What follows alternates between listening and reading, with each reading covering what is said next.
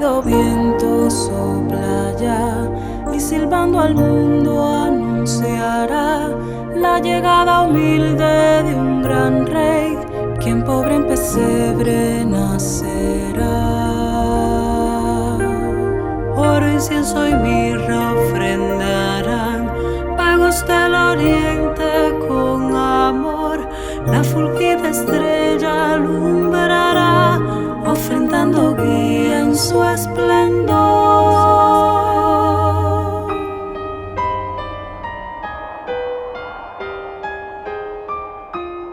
Buenos días, esta es la peña número 285. Un cordial saludo y bienvenida a la lotería, Padre Félix Varela. 285. La invocación nos la va a hacer en el día de hoy el Padre Suárez.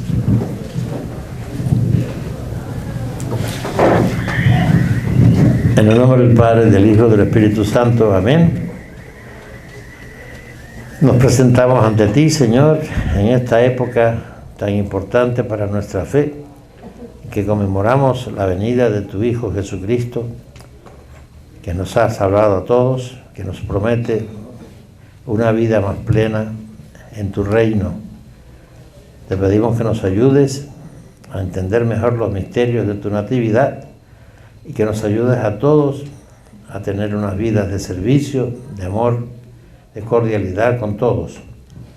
Y te lo pedimos por el mismo niño Jesús, Jesucristo, que vive y reina por los siglos de los siglos. Amén. Amén.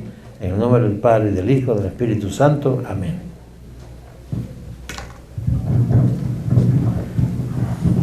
Bueno, me parece inútil, pero vamos a hacerlo, porque veo alguna cara nueva. El formato de la peña es el expositor desarrolla un tema por un tiempo de aproximadamente 20 minutos, puede ser un poquito más o un poquito menos. Después que el expositor termina de hablarnos, se hace un receso para darle oportunidad a que pueda desayunar, y en ese receso usualmente hacemos algunos anuncios que generalmente es nuestro amigo Pedro Ladislao. Posteriormente tiene la participación de todos los asistentes, y los asistentes deben preguntarle al Padre Suárez en el día de hoy sobre el tema desarrollado. Él contesta la pregunta o las intervenciones de ustedes. El tema que se va a tratar hoy me parece muy importante y muy interesante en esta época. Es una reflexión sobre la Navidad. El currículum del reverendo Padre Suárez, sacerdote jesuita, es el siguiente. Yo admiro la cantidad de estudio y los conocimientos del Padre Suárez.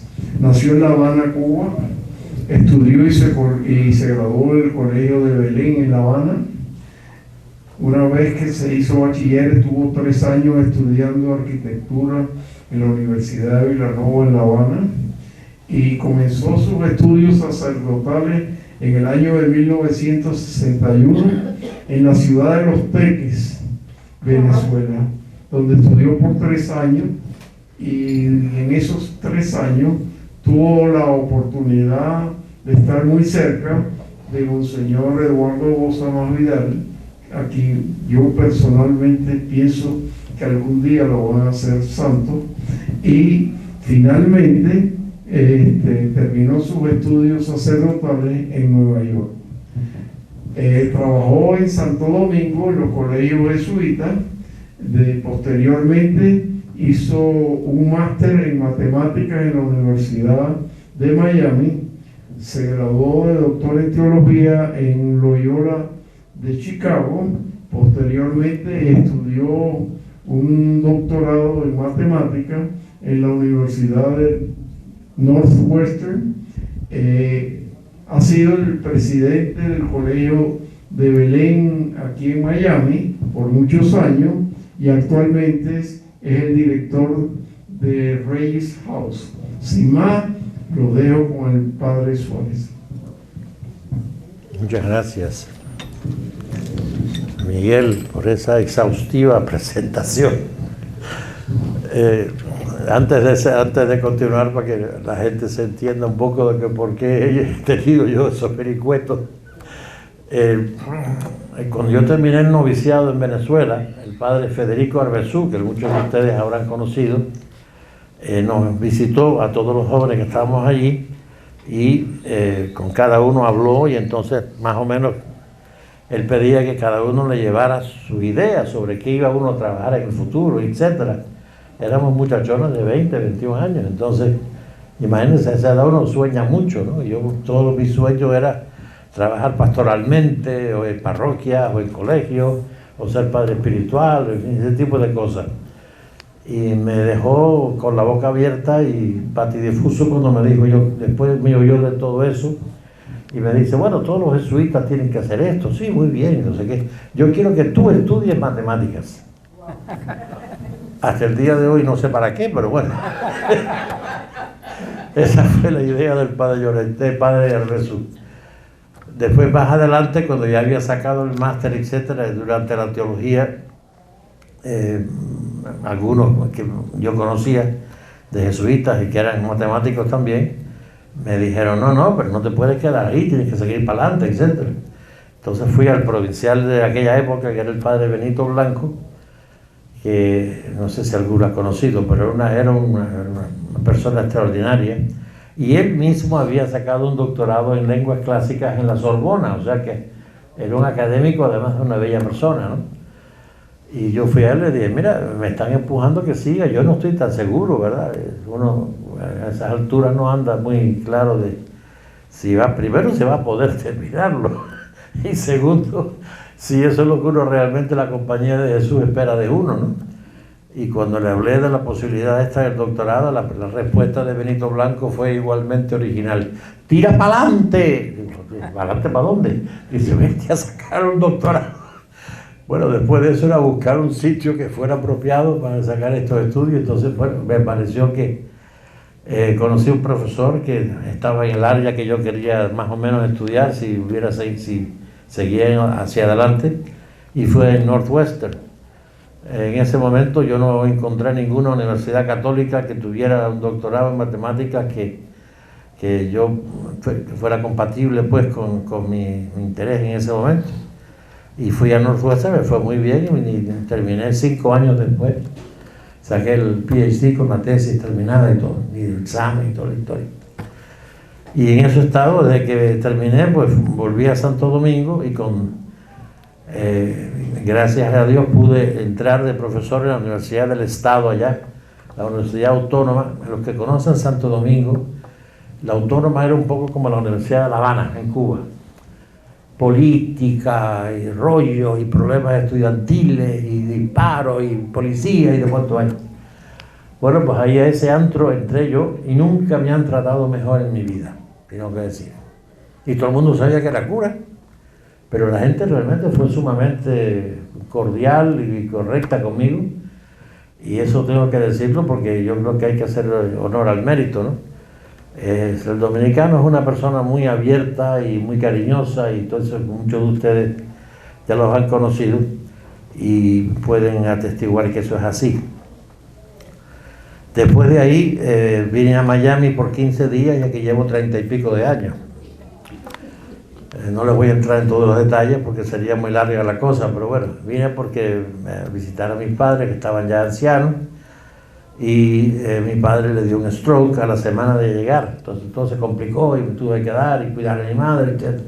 Bueno, la historia fue que el provincial me dijo, consíguete un trabajo en alguna universidad, porque, y le dije, ¿y por qué en Belén no? Dice, no, si vas a Belén, él te va a absorber completamente y no vas a tener tiempo para atender a tus padres. Yo me sorprendí mucho que me dijera eso un provincial, pero él fue el que me dirigió a buscar un trabajo. Trabajé 1 año en Miami-Dade y después fui a trabajar a Barry University, que es católica, dirigida por las dominicas, y ahí estuve 23 años hasta que me retiré en el 2008, de manera que estuve bastante tiempo. Mayor parte de mi vida ha sido una enseñanza universitaria, y cuando me retiré de Barry, al provincial se le ocurrió entonces hacerme rector de Belén, y estuve de rector de Belén 7 años, hasta que hace 3 años entró el padre Willy, que yo había sido principal durante mi tiempo de rector, y él es el que está de rector en este momento. Así que ese ha sido en a nutshell mi vida pasada en la compañía de Jesús.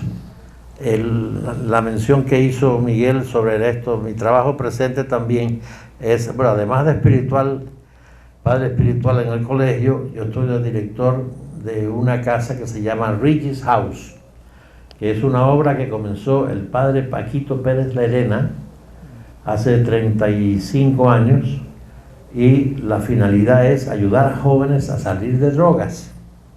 Entonces tenemos un personal muy bueno de consejeros, etcétera.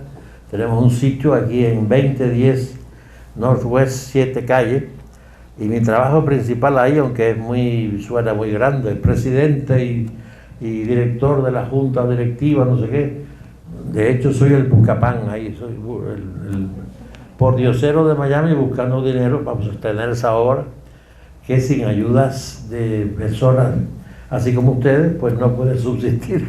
Esto no estoy pidiendo dinero a nadie, pero eso es lo que yo hago, anunciar esta obra para que la gente se motive, y escribo muchas cartas y trato de, en fin, ver muchas personas. ¿Qué tal?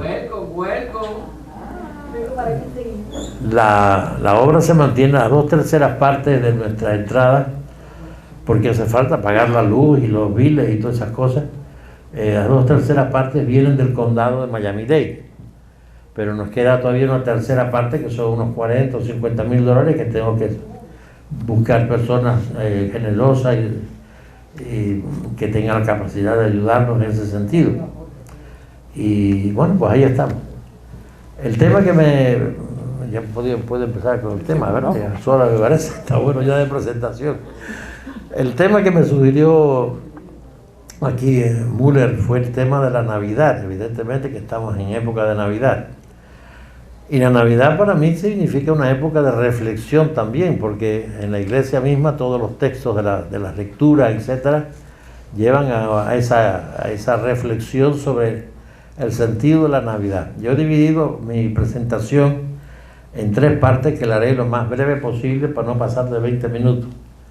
Que la primera, yo quisiera leer el texto de Mateo 1, versos 18 a 24, que justamente es la presentación de por qué Jesús viene al mundo, de cierta manera. Segundo texto, el texto del Evangelio de San Lucas, capítulo 2, que yo precisamente yo lo voy a saltar porque es algo que ustedes lo pueden hacer por su cuenta, y es lo que es más conocido de la natividad del Señor, la anunciación del ángel, etcétera. Yo no voy a entrar ahí. Y tercer tema, yo voy a leer una cosa que escribió el padre Jorge Cela hace pocos días, el 3 de diciembre, y que salió publicado en la hoja de los jesuitas de Cuba, que aunque más bien tiene una circulación interna entre los jesuitas, pero yo creo que es una cosa que merece la pena que nos enteremos, porque el padre Jorge Cela habla de una cosa que no existe: la educación católica en Cuba, y habla desde el ángulo de los centros Loyola, que son unas cosas que han comenzado los jesuitas a hacer en Cuba, y que empezaron primero como unos centros no de educación, porque la educación, el gobierno de ninguna manera quiere que nadie que no sea ellos tenga la educación, pero esto es una cosa que, si ustedes quieren, aquí entre nosotros es una especie de cosa subrepticia que hemos creado para que la iglesia de alguna manera tenga una voz en la educación católica, en la educación cristiana de la gente, ¿no? Los centros Loyola comenzaron como clases de particulares, digamos. Después de la escuela venían los niños y entonces daban clases los maestros, a veces maestros retirados. Yo vi una clase de estas que me llamó mucho la atención hace unos 4 o 5 años que tuve el chance de ir a Cuba por 3 días nada más, porque era una reunión que tenía que asistir. En aquella época yo era superior de aquí, entonces fui representando a mis compañeros jesuitas de Miami. Y me llevó el párroco de allí de Reina, de la iglesia del Sagrado Corazón.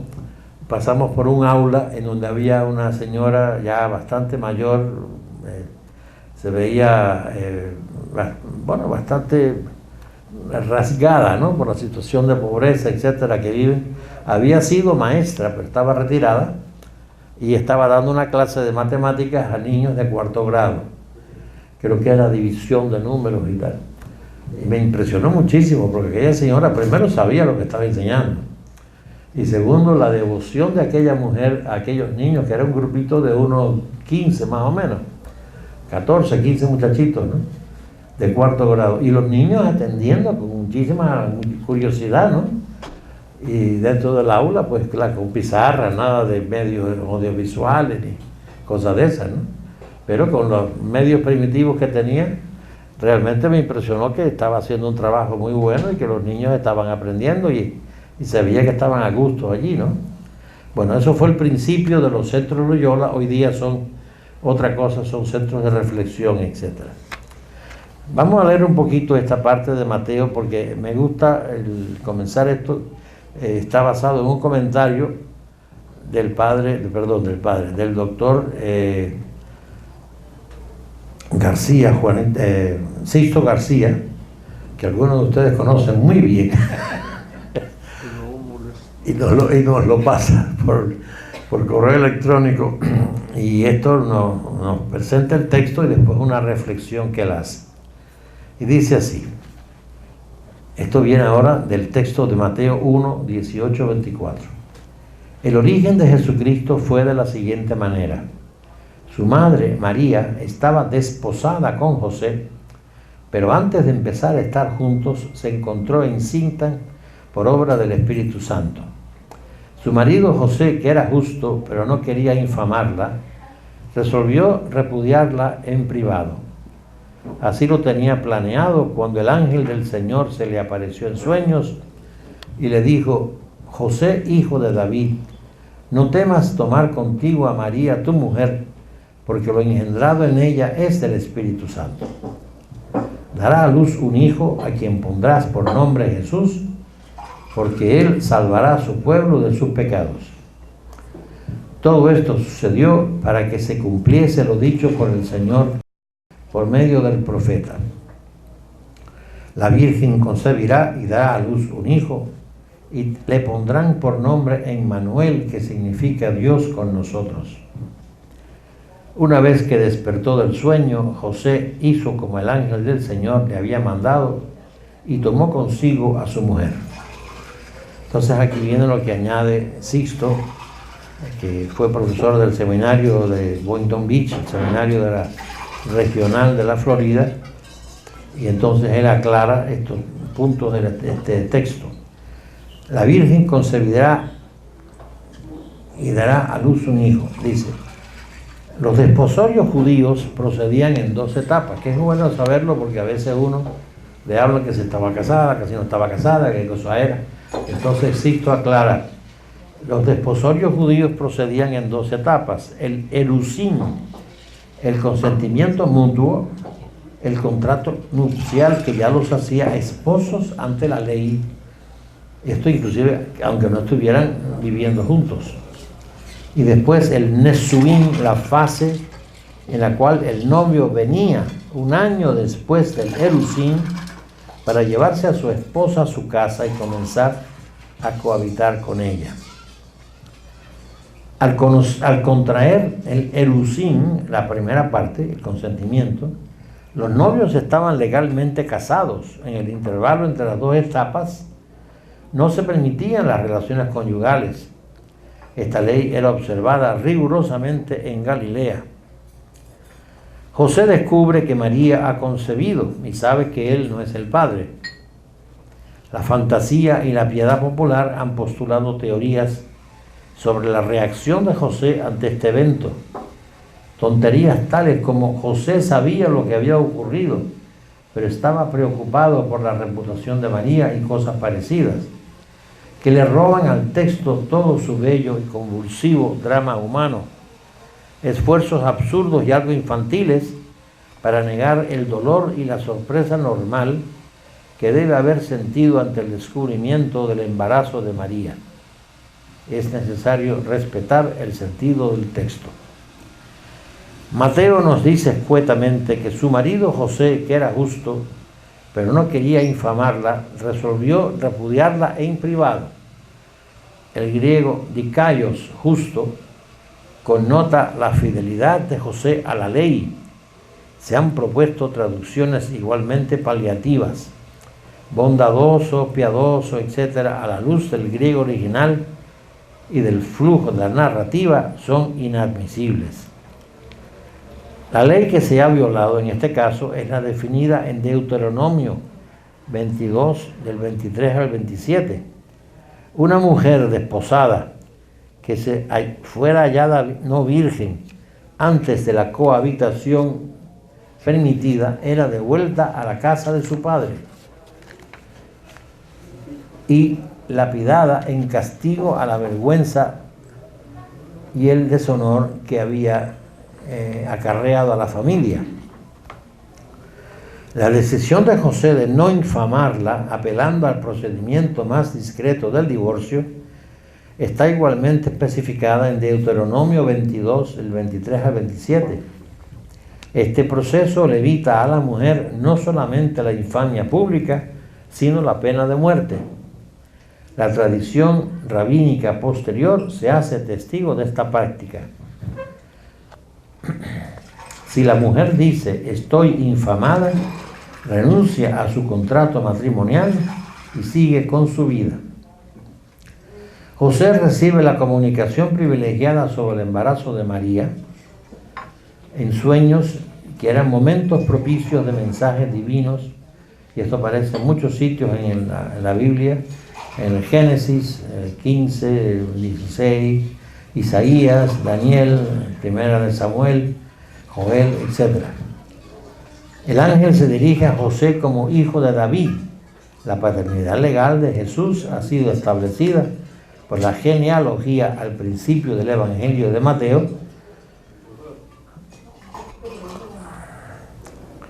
y el propósito del texto de hoy, de Mateo 1, es proclamar también a Jesús como hijo de Dios y explicar cómo ambos títulos, hijo de David e hijo de Dios, pueden y deben ser predicados de Jesús, y esto se logra describiendo el nacimiento de Jesús como obra del Espíritu. Perdón.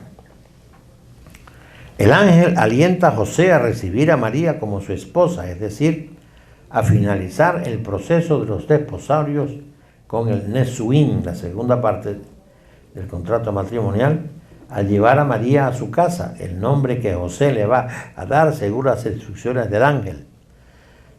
Jesús es la forma helenizada del hebreo Yeshua o Yeshu, originalmente Yehoshua, el sexto nombre más popular en la antigüedad judía.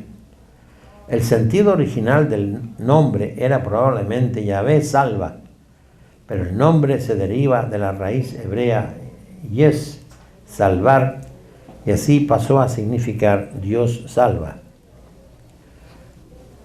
La narrativa de Mateo sitúa a María en continuidad de tradición con las mujeres de Israel que conciben y dan a luz con la intervención especial de Dios. Véase Génesis 18 y Primera de Samuel capítulo 1. Pero Mateo, igual que Lucas, quiere resaltar el punto que la experiencia de concepción de aquellas mujeres ocurrió por medio de una unión conyugal normal, mientras que la intervención divina en el caso de María fue realmente especial. Dios manifiesta su poder haciendo fecundas a mujeres que por razones de esterilidad no podían concebir, pero en el caso de María se trata de una virgen. El poder de Dios hace fecundo lo que está más allá de la capacidad humana. Por último, el nombre de Emmanuel, Dios con nosotros, señala la identidad de Jesús como Hijo de Dios. Este nombre aparece en el profeta Isaías, capítulo 8, y prepara al lector de Mateo para la promesa del resucitado de estar con sus discípulos hasta el final de los tiempos. Bueno, hasta aquí esta pequeña lectura y consideración sobre Mateo capítulo 1, versos 18 a 24. El padre Jorge Cela, para pasar al segundo o tercer punto. El segundo se lo omito para no alargar demasiado.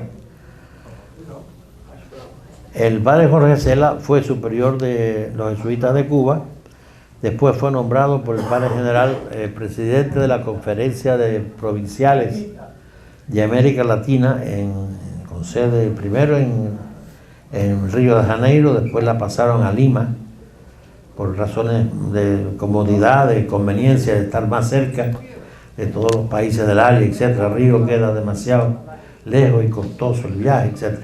Bueno, el caso es que él tuvo importancia a nivel latinoamericano. Como jesuita fuimos compañeros en el noviciado, lo conozco bastante bien, cada vez que viene a Miami me llama y nos juntamos, etc. Es una persona muy inteligente y muy capaz, sobre todo de organizar cosas, etc. Y él presentó esto a la comunidad de Cuba, de los jesuitas de Cuba, como digo, el 3 de diciembre, es decir, hace pocos días, y tiene actualidad navideña, por eso es que decidí leérselo a ustedes, porque por una parte es una presencia navideña también, y por otra parte nos abre un horizonte o una ventana a algo que quizás no se nos había ocurrido. Dice el padre Cela: cuando nos preguntamos qué podemos dar como iglesia a la labor educativa en Cuba, la respuesta más generosa es dar lo que somos. Como Pedro, que al paralítico a la puerta del templo le ofrece lo que tiene, y cita el Hecho de los Apóstoles: lo que tengo te doy, ponte a andar. Él dice que no tiene ni oro ni plata, pero lo que tengo te lo doy, camina al paralítico. El artículo 73, muchas gracias, cómo él agarra las cosas presentes en Cuba hoy, del gobierno, la Constitución y todas esas cosas, y las vuelve entonces para sacar el fruto que él quiere, que es decir, ¿dónde está la ayuda de la Iglesia en la educación? El artículo 73 de la nueva Constitución garantiza el derecho a la educación a todo ciudadano y ciudadana, y establece que esta tarea es responsabilidad del Estado. Y añade el padre Cela, compartida con la iglesia, con la familia y la sociedad.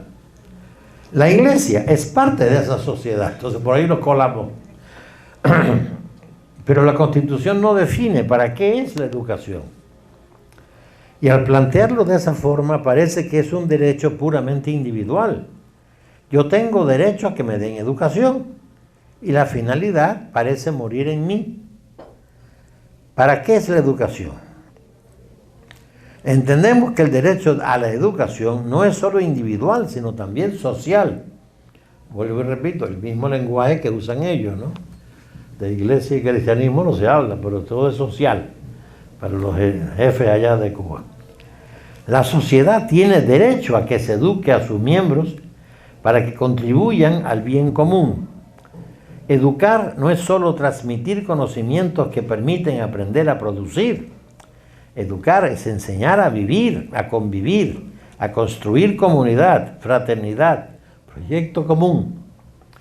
Asumir responsabilidad en la educación es aceptar el compromiso de contribuir a un proyecto común de sociedad que queremos construir. Cuando nos preguntamos qué puede o debe aportar la Iglesia al asumir responsabilidad educativa, nos estamos planteando cuál es el proyecto común de nación que tenemos los cubanos y qué puede cada uno aportar a su construcción. Es así que se entiende que familia y sociedad tienen responsabilidad en la educación. ¿Cuál es ese proyecto común de nación para el que nos formamos? ¿Existe un proyecto común de nación de los cubanos? Gracias. ¿Quién decide las características de ese proyecto? Porque queremos educar para la Cuba que soñamos. Educar es una manera de construirla, de hacer ese sueño realidad. Y ahora pone el reino como nuestro proyecto. Pero ¿cuál es nuestro sueño de sociedad como cristianos? Nuestro sueño es el de Jesús, ahora mete a Jesucristo, que Él llamó reino de Dios. El reino de Dios no es la iglesia está al servicio del reino de Dios. El reino de Dios es el reino de este mundo según el corazón de Dios. Es decir, un mundo de paz, de justicia, de libertad, de fraternidad. Es la sociedad que todos soñamos, la Cuba que todos soñamos. Mientras nos mantenemos en ese nivel de abstracción, podemos estar de acuerdo. El problema comienza cuando comenzamos a concretar cómo construir la paz, la justicia, la fraternidad, la libertad. El reino de Dios es el reino de este mundo cubano como soñado por el corazón colectivo de la patria. La diversidad de propuestas tiene dos caminos de solución: la imposición de una sobre las demás o el diálogo en busca de consensos mínimos y diversidades aceptadas por las partes. La tentación de la eficacia a veces nos arrastra al camino de la imposición por la fuerza. La misma Iglesia sucumbió a esta tentación muchas veces en la historia. La imposición de nacionalcatolicismos aliados al poder político y militar nos envolvió muchas veces en la historia.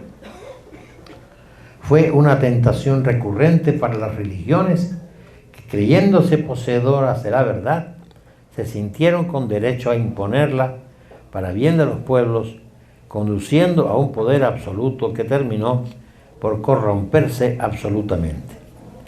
Fue la misma tentación de los estados que, buscando perpetuarse, trataron de aliarse al poder religioso para sacralizar su poder y su abuso del mismo. Hoy la Iglesia, queriendo aprender del fracaso de ese camino, busca con el Papa Francisco el camino del diálogo. Es la renuncia al poder hegemónico, a considerarse única poseedora de la verdad, para entrar en diálogo con la diversidad en la búsqueda de una convivencia en paz, justicia, libertad y fraternidad. El pluralismo de las sociedades modernas, cada vez más diversas, nos llama a la interculturalidad, al diálogo interreligioso, a la participación democrática. El esfuerzo del Papa Francisco por introducir la sinodalidad en la Iglesia, por entrar en diálogo con otras religiones, en renunciar a los símbolos y estructuras de poder, abre nuevos senderos. Diálogo no significa renuncia a la propia identidad. Significa que la identidad no se construye negando a los otros, sino encontrando nuestras formas de relación con ellos. Cuando esta Iglesia en salida, como gusta llamarla el Papa Francisco, entra en la esfera pública, no es para apropiársela, sino para participar como uno más en la construcción del bien común, aceptando al otro como es, sin buscar diluir la diversidad, sino dialogando con ella hacia una mutua aceptación para trabajar juntos, como dice el Papa Francisco, no tratando de ocupar espacios, sino de dinamizar procesos.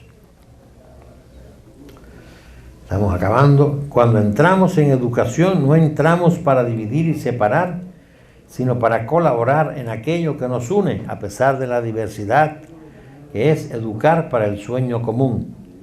Todos queremos un mundo de gente que tenga iniciativa y creatividad, cosa que falta mucho en Cuba,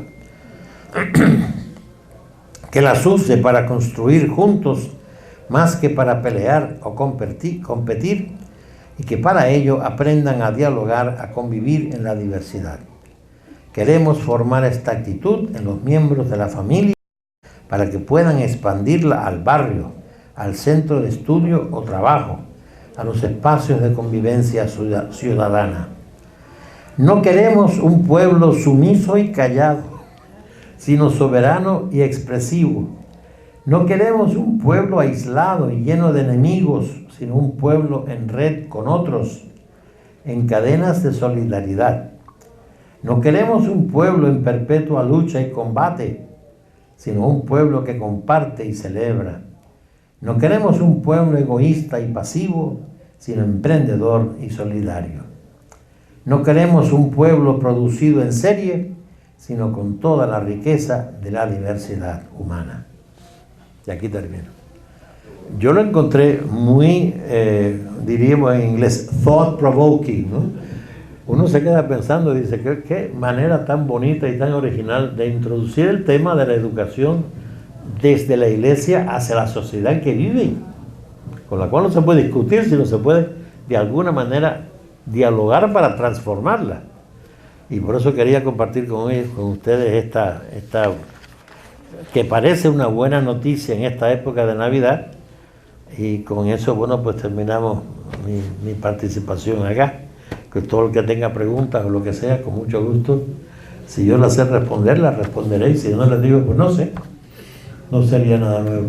Yo le digo a mis compañeros en mi casa, digo, la frase que yo más escucho en las conferencias de matemáticas que he estado, que estaban muchas, ¿no? Conferencias internacionales, entonces, pero la frase que yo más escucho en esas conferencias es, I don't know. Porque, digo, siendo una cosa tan extensa y tan complicada y con tantas áreas y con tantas cosas, es muy posible que usted le haga una pregunta que usted no sepa la respuesta. Y no pasa nada. Si usted dice I don't know, nadie le va a tirar piedra, ni lo va a chiflar, ni lo va a botar, al contrario, se le agradece su honestidad. Y por eso diría yo también, I don't know, si alguien pregunta alguna cosa que yo no pueda responder. Bueno, muchas gracias por su atención.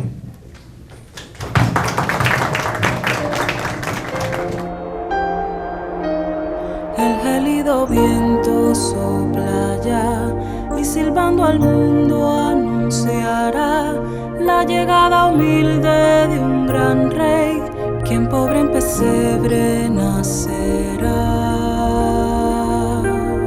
Oro, incienso y mirra ofrendarán, pagos del oriente con amor, la fulgida estrella alumbrará, ofrendando guía en su esplendor.